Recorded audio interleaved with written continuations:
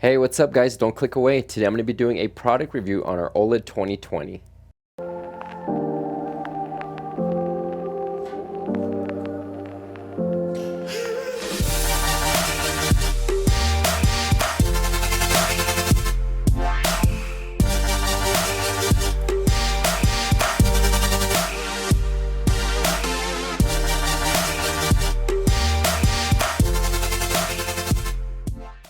Hey, what's up guys? I'm Javier Guzman with MrPhoneDoctor.com, and a big thank you for checking out this episode on our product review of the OLED 2020. If this is your first time here and you guys enjoy all things tech and repair related, please make sure to hit the subscribe button and smack the bell so you're notified on our latest videos.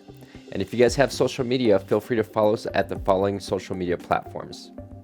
For those of you out there that do need a screen repair, please reach us at www.MrPhoneDoctor.com. We've been getting very overwhelmed with comments and questions via Instagram and social media. So please reach us at www.MrPhoneDoctor.com and we'll get back to you guys within a timely manner. Alright, so as promised, we're going to go ahead and do this product review on the OLED 2020.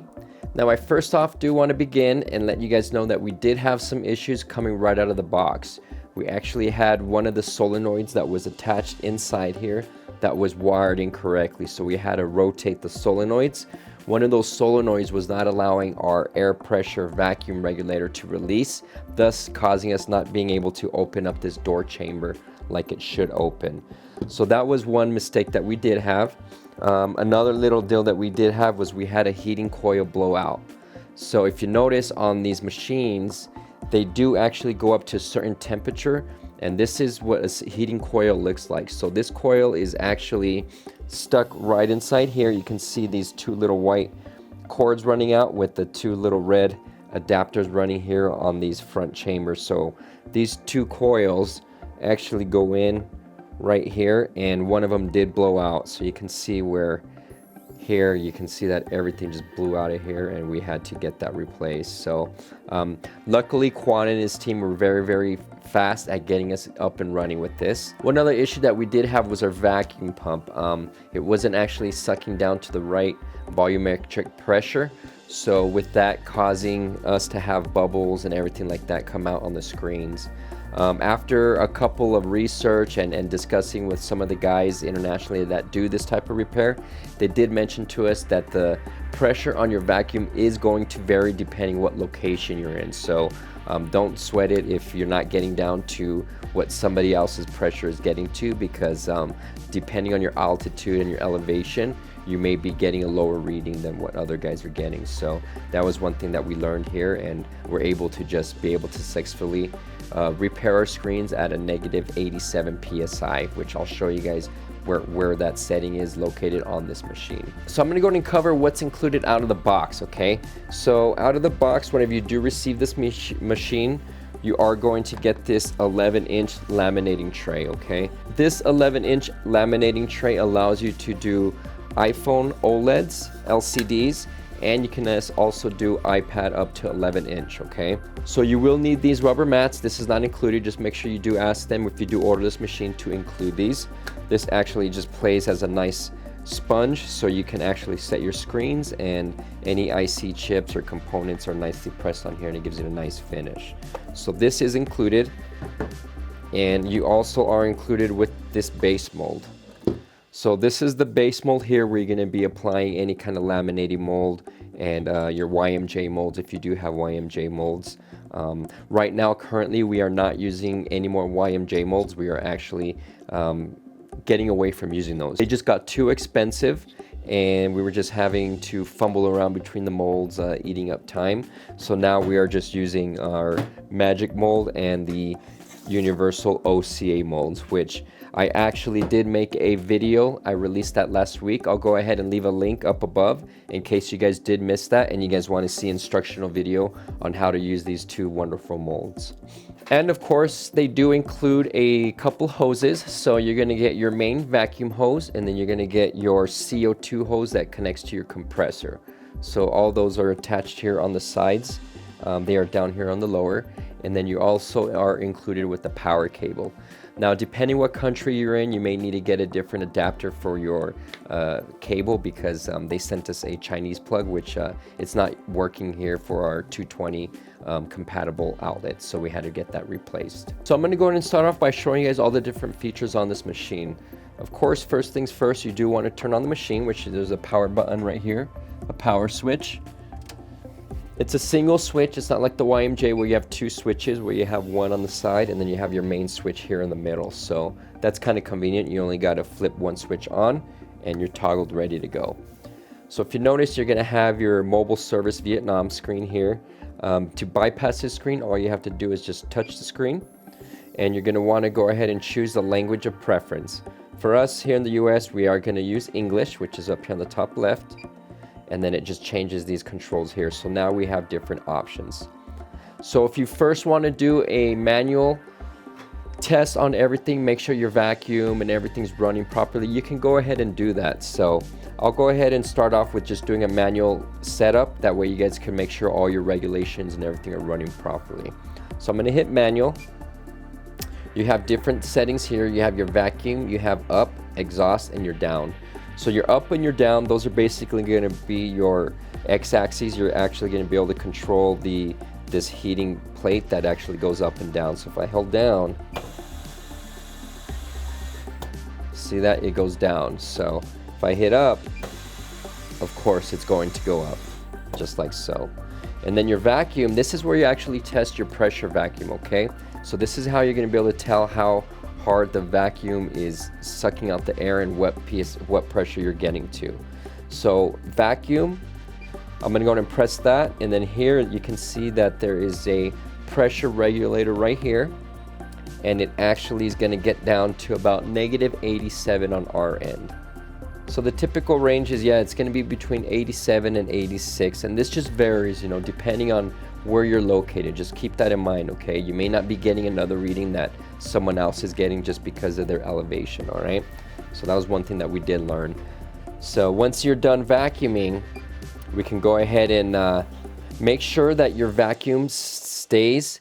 You don't want this to drop or anything if you have it held down. If this is dropping, you might have a vacuum leak. So make sure that your pressure, whenever you stop the vacuum, is staying stuck here at the 86.3 or whatever number you're at. So I'm going to go ahead and exhaust, let all the air out. And this just allows you to open the chamber door right here once it releases.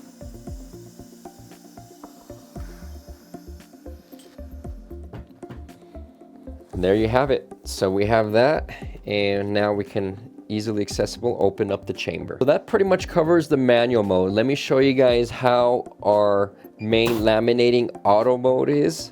And these auto mode presets, you can actually set them up differently, okay? So depending if you're doing a phone in frame or if you're doing a glass only to OLED, you can actually change this. So I'll show you guys how we can actually change everything on here. If you notice on LCD, you're actually gonna have two different little settings. You have for glass and you have for phone.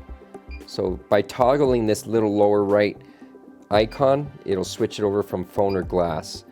Now we really don't do any LCD laminations. I am not too sure if you can actually do LCD laminations with the whole phone. I'm thinking maybe like on the Galaxy S7 series or maybe some of the newer phones. But since us typically here we only work on Samsung OLEDs and iPhone 10s and above, we don't do any LCD laminations. So this LCD gauge is something that we really don't use here in shop. But for those of you guys out there, you may find this convenient because you can actually toggle between phone and glass in case you're doing any in-frame laminating with the whole phone or the frame, or if you're doing glass only to LCD lamination. Now the cool part is you can actually save the presets. So that's one thing I did want to cover here. So if you notice here, you can actually see that you have different settings here. You're going to have your temperature. Temperature right now is set to 25. You have your vacuum, which is set to 25, and then you have your pressure hold time set for 8. So if you wanted to, you can actually go in here, hit the temp. We can do 50 for temperature, vacuum 50, and then if we want to do a press time longer, we can do 50 as well. And if you want to save these presets so you're not having to go back and forth, just hit this top icon right here where it says save, and that'll save it, so in future whenever you go to this you don't have to keep on pressing it and changing it. So that's pretty convenient. You can do the same also for phones. So if you're in phone, if you want to change the temperature, vacuum, pressure, by all means feel free to change it so you're not having to change it every time you're working this station, okay? So I'm going to go to the OLED. Now the OLED is one of the big ones that we do use. So I'll go to OLED. So OLED, we have currently our presets. So right now we have in phone, in frame settings here.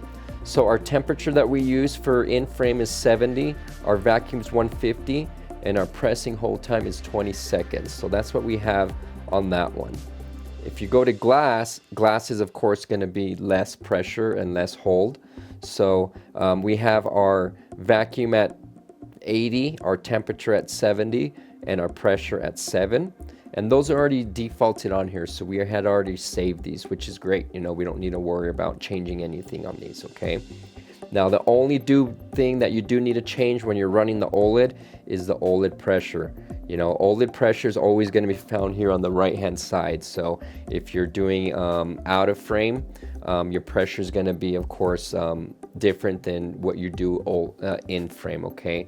So, and then if you're using the magic mold, you're going to definitely reduce the pressure down by a lot, okay? So just keep in mind, make sure you guys know what pressures you're using for each device so you guys are matching these up accordingly and you guys don't have any loss or any you know, dead screens coming out, because that's the worst. You know, that could really ruin your day.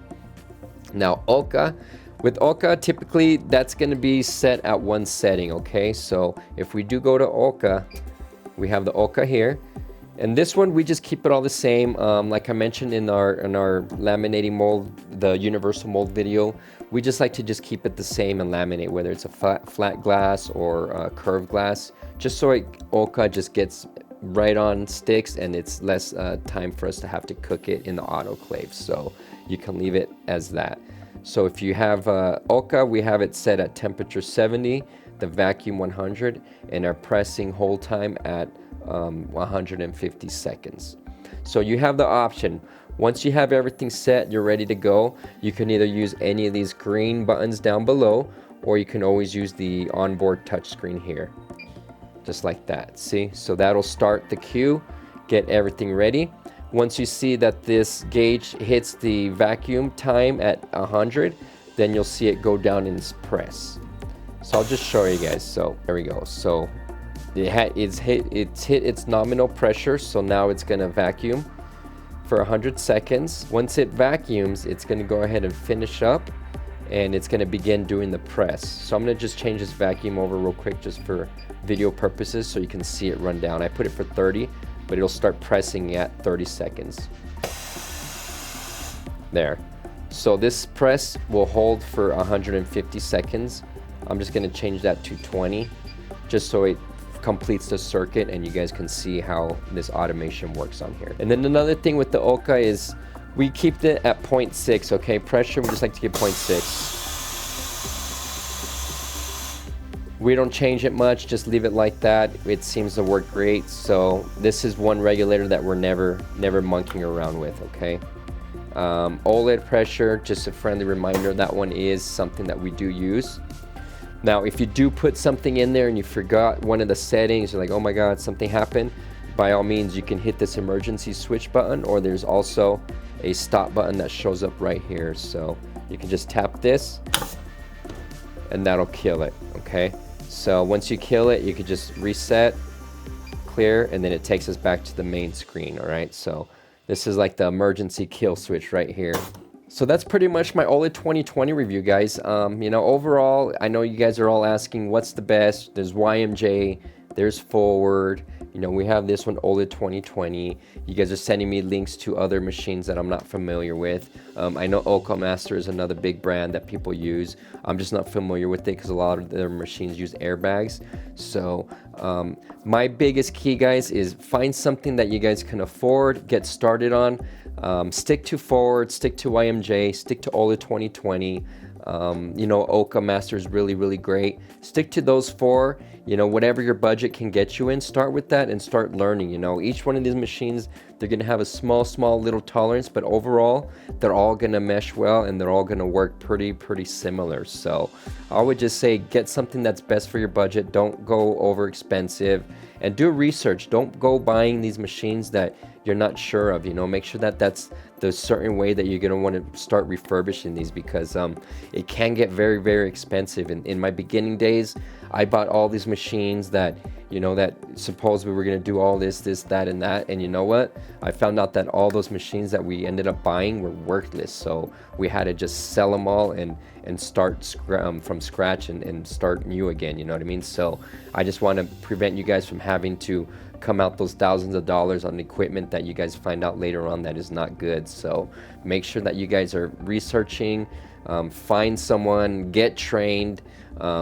You know, we do have some trainings on Podia, so if you guys do want to learn this, visit our Podia classes. There's a link down below.